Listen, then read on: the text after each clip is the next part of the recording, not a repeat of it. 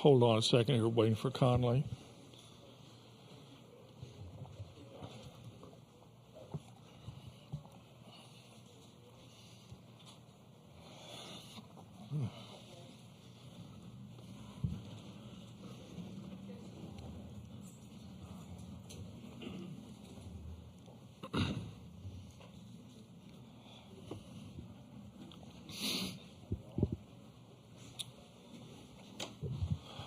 I've done all the pre-announcements, so we can start with your overview, Brian. Yeah, sure. Certainly another great baseball game in this World Series. There's been some terrific games in the first 5 ball games. I'm sure the fans are loving the close games and the great play out there. We just fell a little bit short in Omaha. 2 one-run losses certainly hurts. I feel for our guys because they have had a terrific year.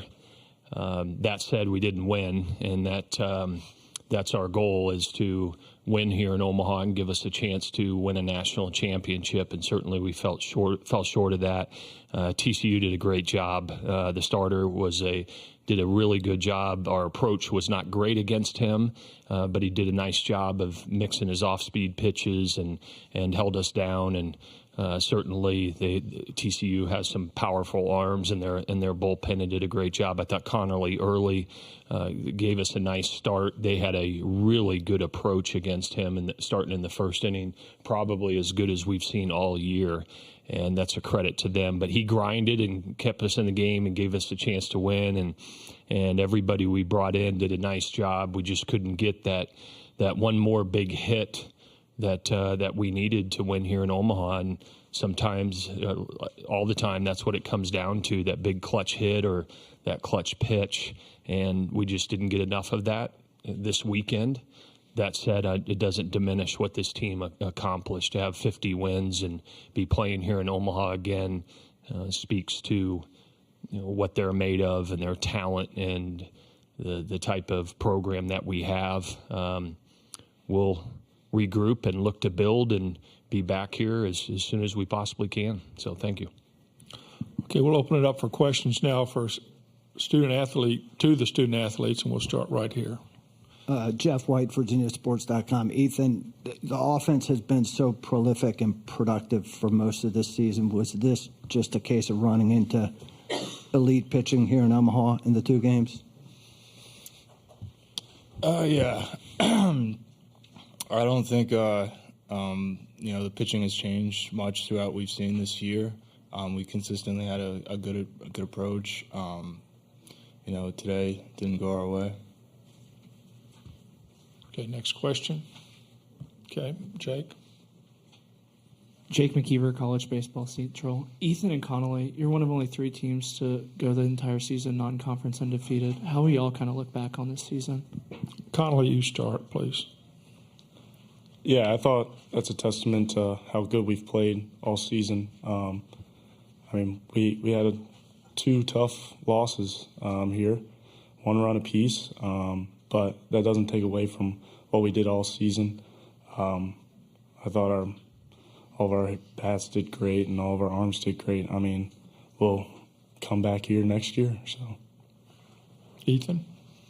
Yeah, going undefeated in non-conference is just another something special about this team. Everything that being on this team has accomplished throughout the year. It's one of these teams that I'm going to look back, just remember every single guy on this team. Okay, we have a question in the back here. Yep. Yeah, Preston Will at CBS 19. Ethan, you've worked closely with Jake and Kyle these past couple of years. Just what does it say about their careers and kind of where they are as things look like they've come to an end? Yeah, I've loved every single second of, being around them.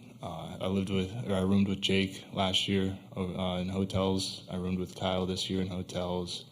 Those are 2 guys that are probably leaving that I'm really close with, and I've learned a ton.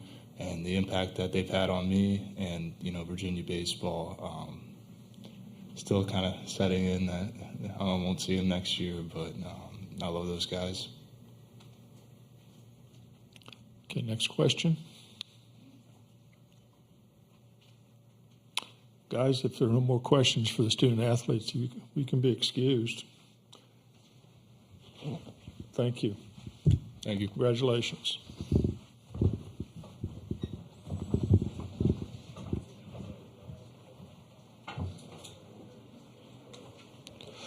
Now open it up for questions for the coach, and we'll start here with Jeff. Brian, does it 2-1 run losses on this stage, does that make it tougher when you can go back through each game and pick out a play here or a play there and know that could have swung the whole thing? Well, I just candidly, I hate losing either way, whether it's by 1 or 5.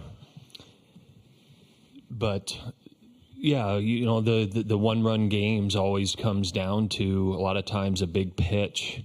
Like I said, a clutch hit there, maybe in the 9th to tie the game, and other opportunities. Listen, this game was defined, in my opinion, by we had too many 1, 2, 3 innings offensively, that we just weren't competitive enough in our approach in those at bats, and I thought we did a terrific job managing the innings from a pitching and defensive standpoint. I think TCU probably left 12, 14 runners on base.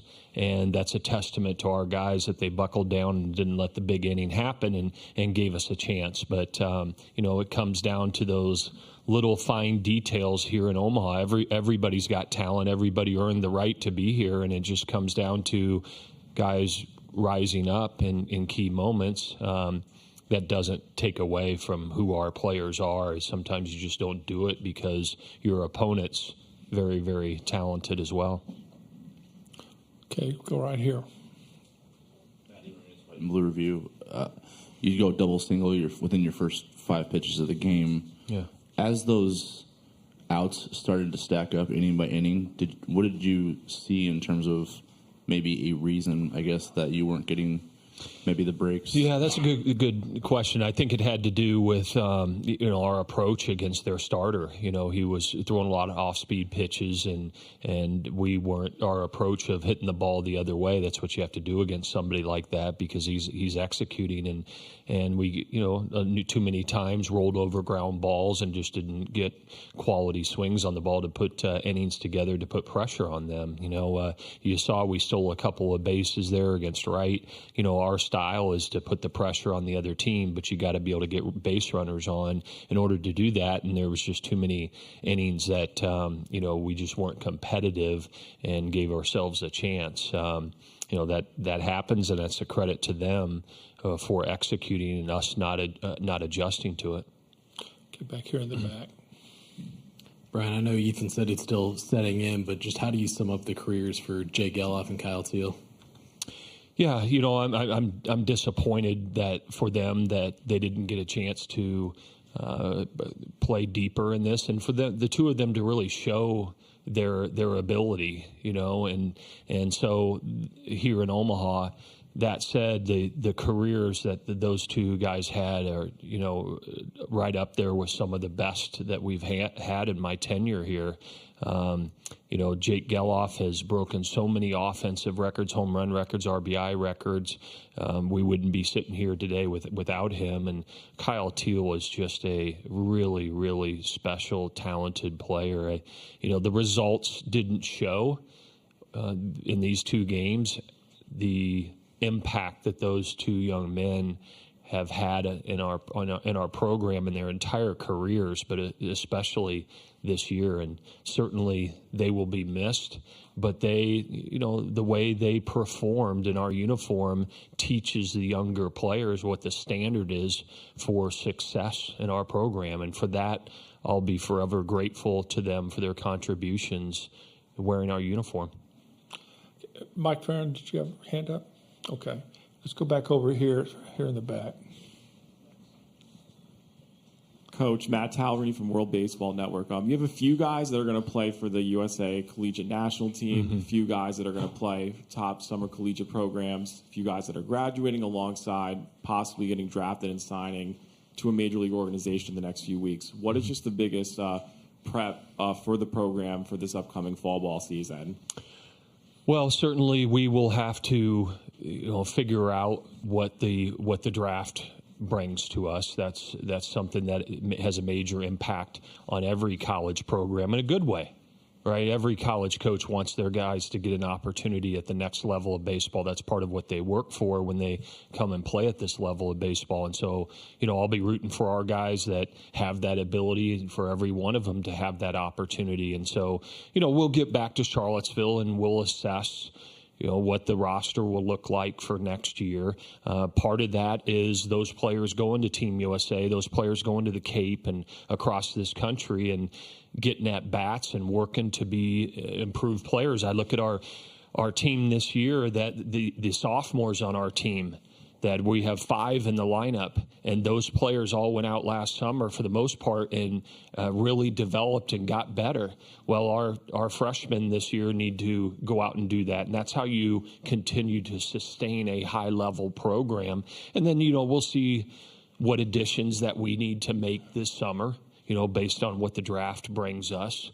We have a very talented recruiting class coming in.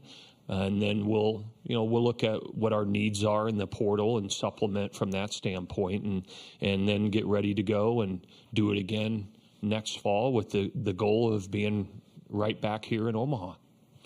Okay, time for one last question here from Jeff. For Jay to come in like he did at the end and take care of business, is that something you think he can build on going into next year? Yeah, I think so. Jay Woolfolk's got a lot of talent, and this is the first year that he was required to go to football practice all spring, and I'm sure that took a toll on him a little bit. That's there's not many young men in America that are doing what he was doing. That was this spring, competing for the starting football job and being a pitcher. There's guys that do it that compete at quarterback, but they're not a pitcher. They're an offensive player and things like that. So, today was great for Jay. Obviously, I put him in a challenging situation in the Florida game, but I put him in because I had confidence in him that maybe he could get a strikeout or a ground ball, and that's what the situation dictated.